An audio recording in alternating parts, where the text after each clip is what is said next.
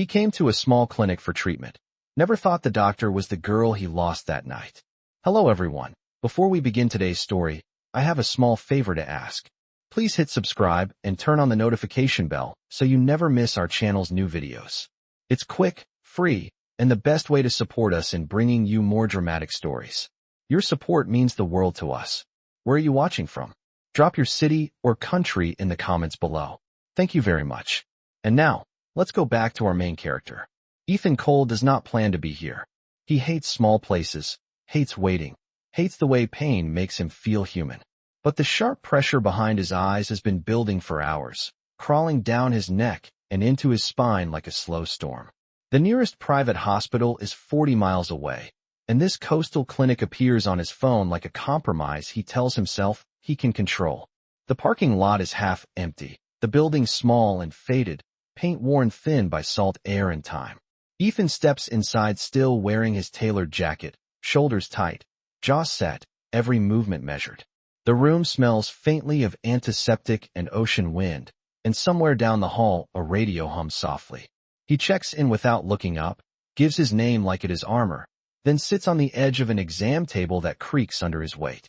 He presses his fingers to his temple and exhales slowly, counting the seconds the way his doctors taught him, the way he pretends keeps him in control. Footsteps approach, light and unhurried, stopping just outside the thin curtain. Mr. Cole. The voice is calm, professional, almost gentle, and something in his chest tightens before he understands why. The curtain slides aside. She steps in, clipboard held close, white coat slightly wrinkled at the sleeve. For a heartbeat, they only stare. Ethan feels the room tilt, like memory knocking without permission. He has seen this woman before. Or maybe he has dreamed her. The curve of her mouth, the steadiness in her eyes, the faint scent of lavender cutting through disinfectant. His pulse spikes, pain flaring sharp and bright, and an image flashes through his mind of warm light and salt on skin. She clears her throat. "I'm Dr. Lila Monroe," she says, voice steady despite the silence pressing in. "I'll be taking care of you today." The words land carefully, practiced, but her hand tightens once around the pen. Ethan searches her face for something he cannot name. "Have we met?" he asks, quieter than intended. It is not a line, not charm, just a question pulled loose by pain. For a second, something breaks behind her eyes. Then it is gone. "No," she answers, too quickly, already moving closer, already professional. "You're in pain. Let's focus on that." She reaches for his chart, fingers brushing the edge of the table, close enough that he feels the heat of her presence. Ethan nods, though his instincts scream that this room holds something dangerous. He does not know why his chest aches with more than pain, or why the sound of her breathing feels familiar. Outside, the ocean keeps moving, indifferent, but inside the clinic time slows, stretching thin as a held breath. Ethan sits still, letting her examine him, unaware that this quiet room is about to reopen a night he never stopped losing, and a woman who never truly left. The pain pulses again, but now it is mixed with something else, something unnamed, something that waits. He tells himself it is exhaustion, stress, another symptom to be managed. But his eyes keep returning to her face as she checks his blood pressure, writes numbers down, avoids his gaze. Lila keeps her voice even, her posture perfect, building a wall from routine and training, because remembering him once cost her everything, and she cannot afford to let the past speak first. Not here. Not today. Not yet. The curtain sways slightly, sealing them inside. Ethan Cole wakes up with the taste of salt still lingering in his mouth, even though he has not been near the ocean in years. The exam room feels smaller now, quieter, as if the walls are listening. Dr. Lila Monroe moves around him with controlled precision, checking his pulse, shining a light briefly into his eyes, asking questions that sound routine but land heavy in his chest. He answers automatically, trained by years of boardrooms and doctors to give facts without emotion. 36 years old. No known allergies. Chronic migraines since an accident 3 years ago. Episodes of blackout memory loss. As he speaks, Lila writes without looking at him, but every word feels like it echoes somewhere inside her. 3 years ago. The number presses against her ribs like a bruise. Before he ever walked into this clinic, before his name appeared on her schedule, Her morning had been painfully ordinary. She unlocked the front door just after 7. The sky still pale, the ocean barely audible beyond the road. She brewed cheap coffee, reviewed patient charts, reminded herself that today was just another shift. When she saw his name, Ethan Cole, printed neatly on the page, the room had tilted exactly the way it does now. She had almost called in sick. Almost. Ethan notices the way her hand pauses whenever she touches him, just for a fraction of a second, like she is steadying herself. "Does it always hurt like this?" she asks, pressing gently at the base of his skull. He inhales sharply. "Only when I am awake," he says, attempting a dry smile that falls flat. She does not smile back. "You should have gone to a larger hospital," she replies. "This clinic is limited." He studies her face, the familiar unfamiliarity gnawing at him. "I do not like crowds," he says, "or places that feel like they own me." Lila nods once, understanding more than she wants to. She wraps the blood pressure cuff around his arm. The Velcros sound loud in the quiet room. The numbers come back high. She pretends not to notice the way his gaze follows her, how his eyes linger as if searching for a door he cannot open. When she steps back, he speaks again, softer. "You sound like someone I used to know." The words hang between them, dangerous and fragile. Lila keeps her back turned as she writes a note. "Pain can do that," she answers. "It confuses memory." She tells herself this is enough, that if she keeps her voice steady and her movements professional, the past will stay buried. But her body remembers things her mind tries to forget. The warmth of his skin under her hands. The way he once said her name like it was something rare. Ethan shifts on the table, discomfort pulling him out of his thoughts. "What do you think is wrong with me?" he asks. Lila meets his eyes for the first time since he arrived, and for a brief moment the doctor mask slips. She sees not the man he has become, but the one who held her in the dark and promised nothing, which somehow felt like everything. "You are carrying too much," she says carefully. "Stress. Trauma. Untreated injury. It is not a lie, just incomplete." She steps closer, lowering her voice. "I can manage the pain for now, but you should stay in town for observation. At least a few days." Ethan considers this, the thought of staying in a place that smells like memory and ocean air, both unsettling and strangely grounding. "And you," he asks, "will you be the one treating me?" Lila hesitates. This is the moment where everything could change. She could refuse. She could send him away. Instead, she nods once. "Yes," she says, "I will." The answer feels like crossing a line she drew years ago. Ethan exhales slowly, relief mixing with something sharper, something like anticipation. He does not know why trusting her feels natural, or why leaving suddenly feels impossible. As Lila prepares the injection, her hands steady despite the storm beneath, she knows this is only the beginning. The past has not returned to apologize. It has returned to demand the truth, and neither of them is ready for what remembering will cost. Ethan Cole leaves the clinic with a paper prescription folded once in his pocket and a strange heaviness settling behind his ribs. The pain medication dulls the edge of the headache but sharpens everything else, the sounds of gulls overhead, the crunch of gravel under his shoes, the awareness that this town is smaller than the world he controls, yet somehow harder to escape.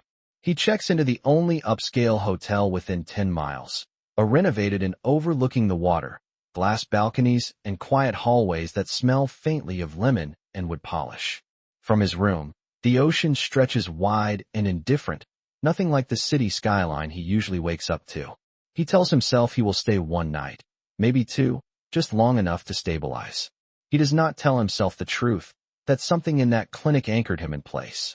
Back at the clinic, Lila finishes her notes slowly, long after the last patient has left.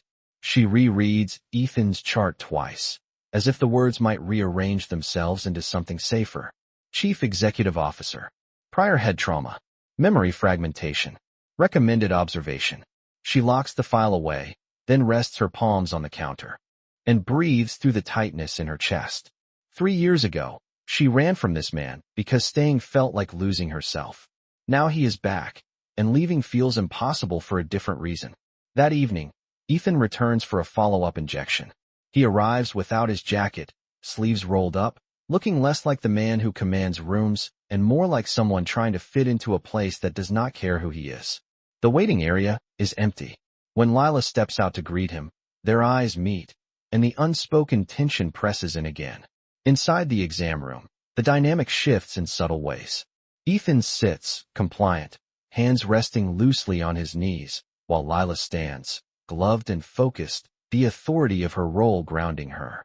Here, he is not a billionaire, not a name that moves markets. He is a patient. He watches her prepare the syringe. The way she keeps her movements economical, efficient, like control, is something she learned to survive. "Does it bother you?" he asks quietly. "Working in a place like this?" She does not look up. "Define bother." He considers his answer. "I am used to places that exist to impress," he says. "This does not." Lila finally meets his gaze. "This exists to help," she replies. The words land with quiet conviction. She administers the injection, steady and precise. He barely flinches. As she disposes of the needle, he speaks again. "I could have my people upgrade this clinic," he offers, casual but sincere. "New equipment. Funding." Lila stiffens, the line between them sharpening. "I did not ask for that," she says. Ethan raises his hands slightly, a gesture of retreat. "I know," he replies. "I just thought it might make things easier." She exhales slowly. "Not everything that is easier is better," she says. The room hums with the weight of it, the reminder that here, money does not open every door. Later, alone in his hotel room, Ethan stares at the ceiling, the low throb in his head replaced by a restless awareness. He has negotiated billion-dollar deals with less tension than a single conversation with Dr. Lila Monroe. He does not understand why her refusal unsettled him, or why her presence feels like a challenge he cannot outmaneuver. Down the hall, his phone buzzes with missed calls, his assistant reminding him of meetings postponed, of a world waiting for his return. He ignores them all. The next morning, Ethan walks along the shoreline before his appointment, shoes in hand, cold water lapping at his ankles. The sensation sparks something, a flash of laughter, of sand between fingers, of a woman's voice carried by wind.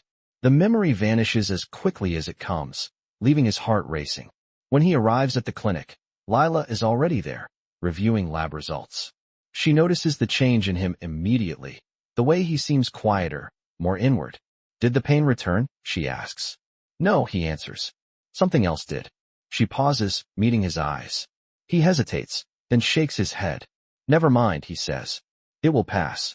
But as she listens to his heart, the steady rhythm under her stethoscope, Lila knows better. Some things do not pass. They wait. And with every day Ethan stays, the gap between who he is and who he was grows thinner, more dangerous, pulling them both toward a truth neither has yet named. Ethan begins to notice the changes on the fourth day, not dramatic, not cinematic, but subtle enough to unsettle him. The pain no longer dictates his mornings. Instead, it is the quiet moments that trouble him, the spaces between thoughts where memories threaten to surface. He wakes before dawn, the sound of waves drifting through the cracked window, and for a few seconds he expects to see a different ceiling, a cheaper room, yellow light instead of coastal gray. The feeling slips away before he can grasp it, leaving only a tightness in his chest. At the clinic, Lila feels it too, the shift in the air when he walks in. He greets the receptionist by name now, waits patiently, no longer checking his phone every minute. When she calls him back, he follows without speaking, his presence steady, attentive, as if he is afraid that moving too fast might break something fragile. During the examination, she notices his vitals have improved. Blood pressure closer to normal, muscles less rigid. On paper, it is progress. In reality, it is something more complicated. "You seem better," she says, her voice neutral. Ethan nods. "Physically," he replies. She adjusts the stethoscope around her neck, a habit she uses to anchor herself. "And otherwise?" He hesitates, then gives a small, almost self-conscious shrug. "I keep remembering things that do not make sense," he admits. "Not clearly. Just impressions. Like I have been here before." Lila's breath catches, but she keeps her expression smooth. "This town?" she asks. "Or this room?" His gaze sharpens, searching her face. "I do not know," he answers honestly. "Does it matter?" She turns away to note his response. "It might," she says softly. Later that afternoon, a storm rolls in without warning, rain drumming against the clinic windows, the sky darkening early. Power flickers once, then holds. The waiting room empties, patients rescheduling, road slick and quiet. Ethan remains, his appointment already underway, while Lila finishes reviewing his scans on an aging computer. The images show nothing new, nothing alarming, which should be reassuring. Instead, the lack of answers presses in. Your scans are stable, she tells him. There is no structural reason for the memory gaps. Ethan leans back slightly, eyes on the ceiling. So this is all in my head, he says. Pain does not mean imaginary, Lila replies. Sometimes it means unfinished. The word lands heavier than she intends. Thunder rolls outside, close enough to vibrate the glass. For a moment, neither of them speaks. Then Ethan breaks the silence. Why did you choose this place? He asks suddenly. The question is gentle, but it slices cleanly. Lila stills. What do you mean? She asks. You could work anywhere, he says. You are clearly capable. Yet you are here, in a clinic that closes early and smells like old paint. She considers deflecting, but something about the storm, about his open curiosity, disarms her.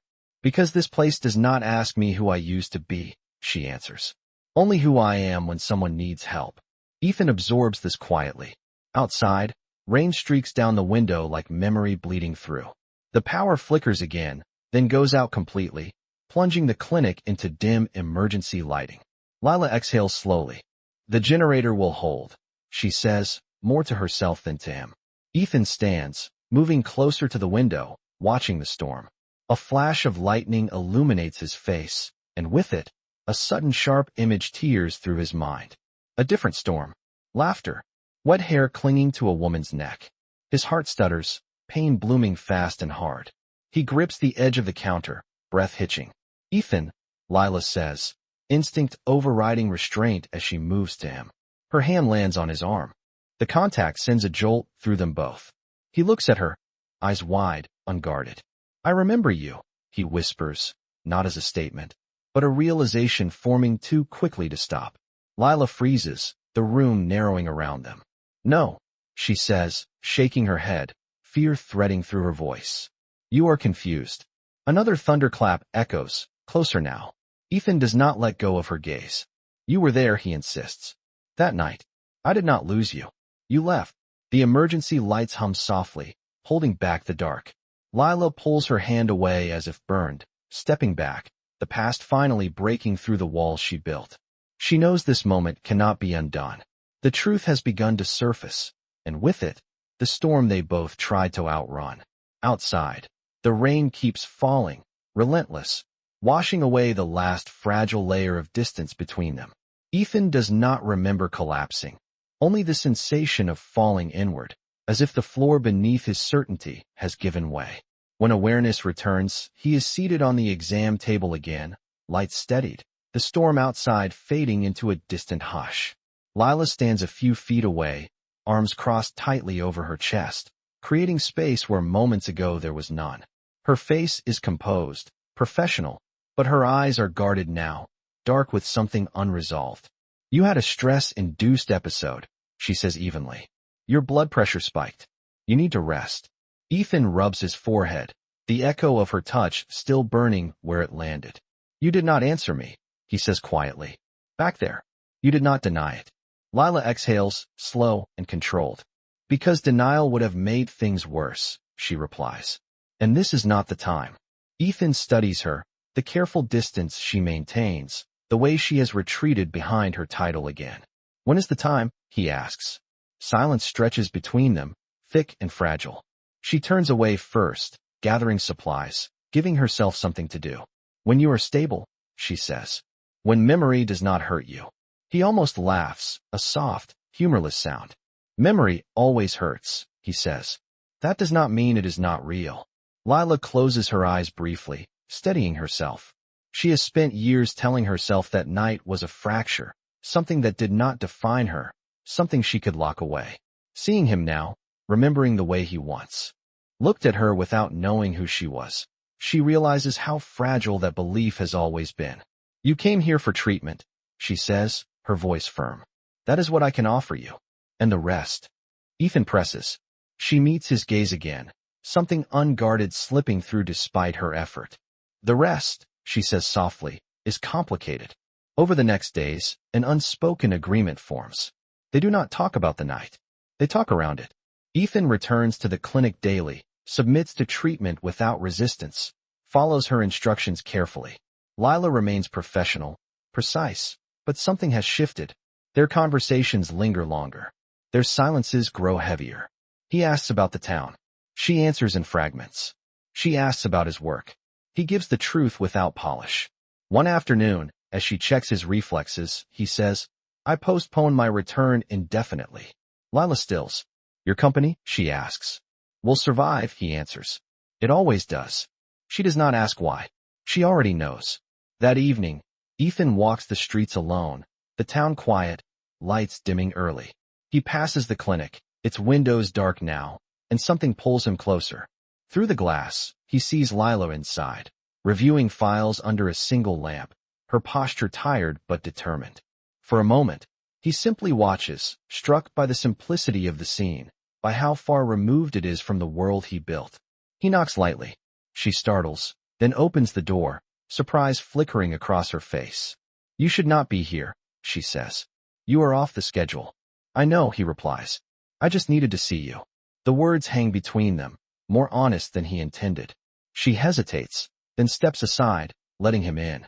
Inside, the clinic feels different after hours, quieter, more intimate. Ethan leans against the counter, studying her. "I keep thinking," he says slowly, "that if I remember everything, it will hurt more. But not remembering feels worse." Lila's guard slips, just a little. "I left because I did not want to be someone you forgot," she says before she can stop herself. The confession hangs in the air, fragile and raw. Ethan's breath catches. "You were not forgotten," he says. "You were lost. There is a difference." She shakes her head, pain threading through her composure. "You woke up and went back to your life," she says. "I woke up and had to rebuild mine." He steps closer, stopping when she tenses, respecting the invisible line between them. "I am here now," he says quietly. "Not because I am sick. Because I choose to be." Lila looks at him, searching his face for the arrogance she once feared. She does not find it. Instead, she sees a man standing at the edge of something uncertain, stripped of certainty, waiting. Outside, the town settles into night, unaware that inside this small clinic, two lives are slowly circling a truth that will demand more than memory. It will demand choice. Ethan spends the night restless, the words he spoke to Lila circling his thoughts like a tide that refuses to retreat. He does not dream in clear images, only fragments stitched together by sensation, the sound of rain on glass, the warmth of a body close to his, a voice that once whispered his name without expectation. When morning comes, he wakes with his heart racing and a certainty he cannot explain. He does not wait for his scheduled appointment. He drives to the clinic as the town is just beginning to stir, the streets quiet, storefronts dark, the ocean hidden behind low fog. Inside, Lila is already there, reviewing charts with a cup of coffee she has not touched.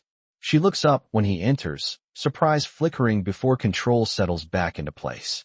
"You are early," she says. "I did not sleep," he answers honestly. Something in his tone makes her straighten, attentive in a way she has been trying to avoid. During the examination, the usual rhythm feels altered. His pulse is steady, his breathing even. Yet there is a focus in his eyes that was not there before, an intensity that does not come from pain. "Tell me what you remember," she says carefully, aware that this is a line she has been postponing. Ethan closes his eyes, searching inward. "Not everything," he admits. "But enough." He opens them again, meeting her gaze. "I remember waking up in a hospital room after the accident. Everyone telling me I was lucky to be alive. I remember thinking something was missing. Someone." Lila's fingers tighten around the chart. "And now?" she asks. He swallows. "Now I remember a night before that. Not clearly, but I remember how it felt. The way the world narrowed until there was only one person in front of me." His voice lowers, unguarded. "You." The word hangs in the air, simple and devastating. Lila steps back as if struck, her composure finally cracking. "Ethan," she says, warning threaded with fear. "Stop." He does not. "I remember your voice," he continues. "You told me not to look for you. I did not understand why then. I think I do now." She turns away, gripping the counter, breath uneven. For years, she has carried the weight of that choice alone, convinced it was the only way to survive. Hearing him say her name like this, with memory and intent, unravels the careful distance she built. You were not supposed to remember, she says quietly. It was better this way. Ethan steps closer, slow, giving her space even as he closes the distance. Better for who? He asks. Lila presses her palm flat against the counter, grounding herself. For you, she replies. You went back to your life. I did not fit into it. He shakes his head. You did not give me the chance to decide, he says. You decided for me. She turns to face him, eyes bright with unshed tears. Because I saw what you would wake up to, she says. A world that would swallow you whole again. I did not want to be a secret you forgot when the noise returned. The honesty in her voice cuts deeper than accusation. Ethan absorbs this, the truth settling into place. I forgot a lot, he says softly. But not the way you made me feel. That stayed, even when I did not understand it. The room feels smaller now, charged with everything they have been holding back.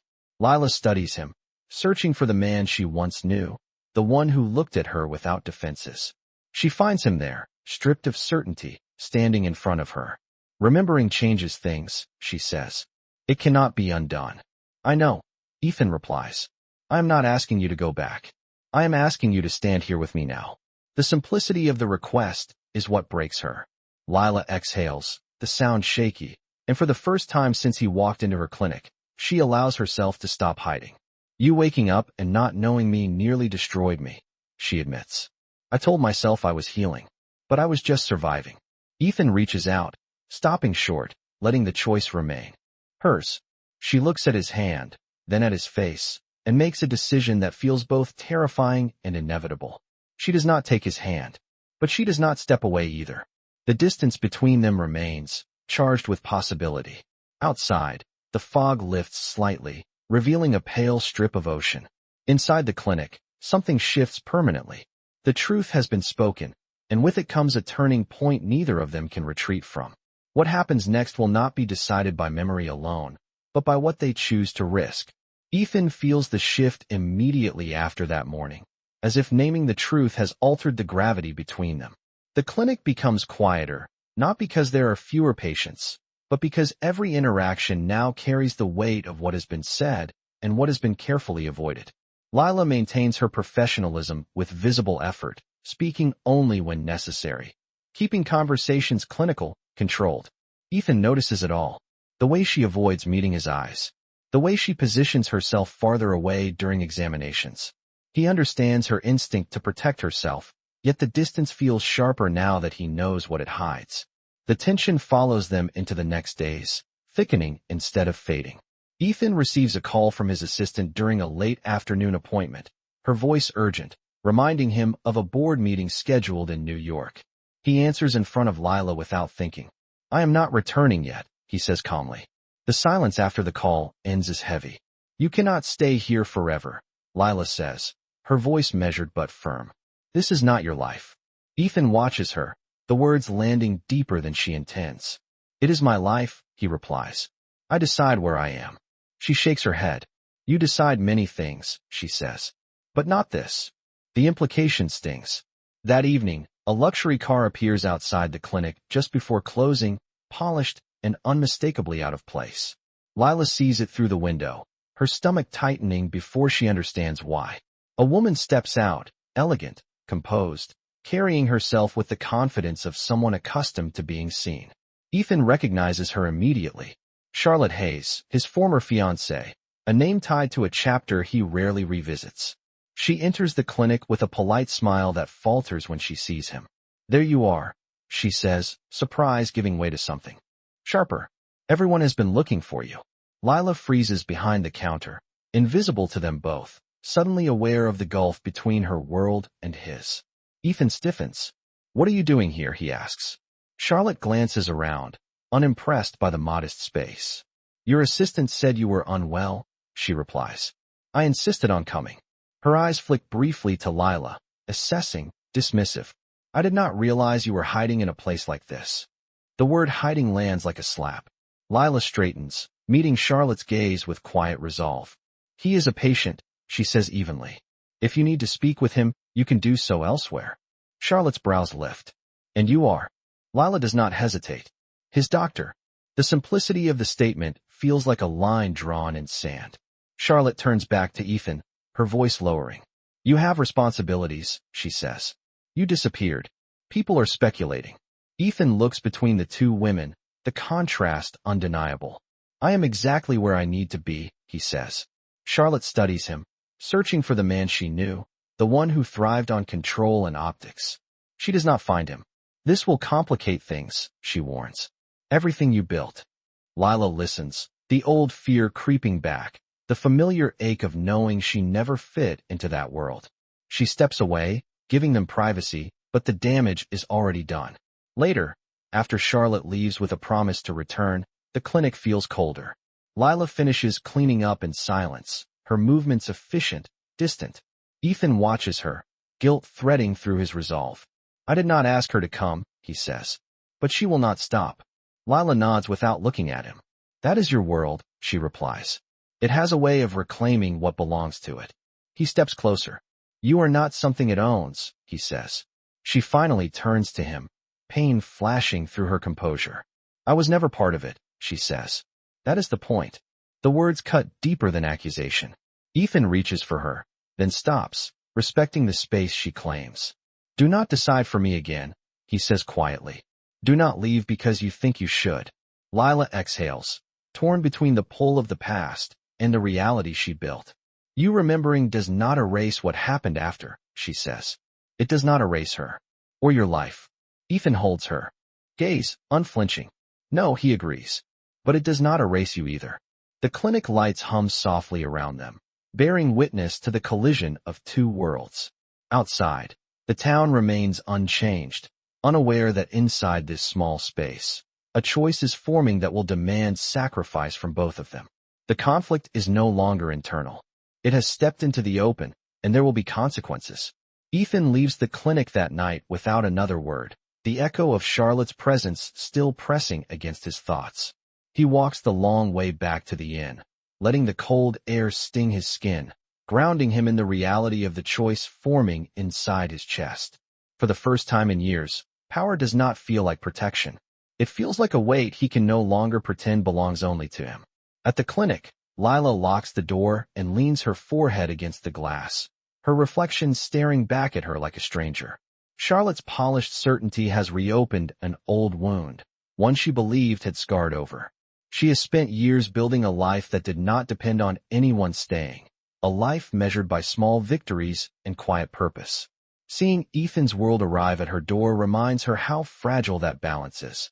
The next morning, Ethan does not come in for his appointment. Lila notices immediately, though she tells herself it is expected. By noon, his absence hums louder than any machine. She focuses on her work, treating patients, listening, helping, reminding herself why she chose this path. Still, her eyes drift to the door more often than she cares to admit. Ethan spends the day on the phone, speaking to lawyers, board members, people who sound relieved to hear his voice again. Each conversation pulls him further back toward the life he stepped away from, and yet none of them ease the ache settling deeper in his chest. By late afternoon, he makes a decision that feels reckless and inevitable. He drives back to the clinic as the sun begins to dip, the sky washed in muted gold. Inside, Lila is finishing up, unaware of his arrival until she senses him there. She turns slowly, surprise flickering before something more guarded takes its place. You missed your appointment, she says, defaulting to professionalism. Ethan nods. I had to handle something, he replies. Something important. She does not. Ask what? Silence stretches, filled with everything left unsaid. Ethan takes a breath. Charlotte wants me back in New York, he says. She wants everything to go back to how it was. Lila feels the familiar instinct to retreat, to protect herself before hope has the chance to form. And will it? She asks quietly. Ethan meets her gaze, steady, resolved. No, he says. The word lands with surprising calm. I am ending that chapter. Lila studies him, searching for hesitation, for the arrogance that once made her leave. She finds none. You cannot make decisions based on me, she says, even as her heart betrays her. I am not asking you to stay for me, Ethan replies. I am choosing to leave something that no longer fits. He steps closer, stopping just within reach. What I am asking is simpler. I want to know if there is space for me here. Not as who I was. As who I am now. The vulnerability in his voice disarms her. Lila looks away, the weight of the moment pressing down. She has spent years convincing herself that wanting less was strength, that choosing safety over connection was wisdom. Now the past stands in front of her, altered, offering not certainty, but honesty. I cannot promise you anything, she says. I have a life here. Patience. Responsibilities. Ethan nods. I know, he says. I am not asking you to give them up. He hesitates, then adds, I am willing to adapt. To learn a world that does not revolve around me. The words are quiet, but their impact is heavy. Lila finally meets his eyes. That world will challenge you, she warns. It will not bend. A faint smile touches his mouth. Neither will I, he replies, not as a threat, but a promise. The clinic feels different now, charged with a fragile hope neither of them dares to name. Outside, evening settles over the town, lights flickering on one by one. Lila exhales slowly, then makes a decision that surprises even herself. She reaches into a drawer and pulls out a file, placing it on the counter between them. Your treatment plan, she says. If you are staying, we do this properly. Ethan looks at the file, then back at her, understanding the weight of the gesture. It is not forgiveness. It is not a declaration. It is an opening. He nods once. Thank you, he says. As he leaves that night, something settles into place. The choice has been made, but the cost has not yet been paid. And both of them know that what comes next will test not just memory, but everything they are willing to risk. The final morning arrives quietly, without ceremony, the town waking as it always does, unaware that something has ended and something else has begun. Ethan stands outside the clinic just before it opens, hands in his pockets, watching the ocean breathe in slow, steady rhythms. His headache is gone, not dulled, not managed, but absent, as if his body has finally stopped fighting a truth it was never meant to carry alone. When Lila unlocks the door, she pauses at the sight of him waiting, something unreadable passing through her eyes. Inside, the clinic feels lighter, not because anything has changed, but because something has settled. They move through his final evaluation together, no rush, no avoidance. His vitals are stable. His memory no longer fragments under stress. The doctor part of her is satisfied. The woman part of her is cautious. You are cleared, she says at last, setting the chart aside. Physically, Ethan nods, absorbing the weight of the word final. And the rest? He asks gently. Lila looks at him for a long moment, then reaches into a drawer and removes a small object, something she has carried for years without knowing why. A thin bracelet, simple, worn smooth with time. She places it on the counter between them. You gave this to me that night, she says. You said it was nothing, that it did not need a reason.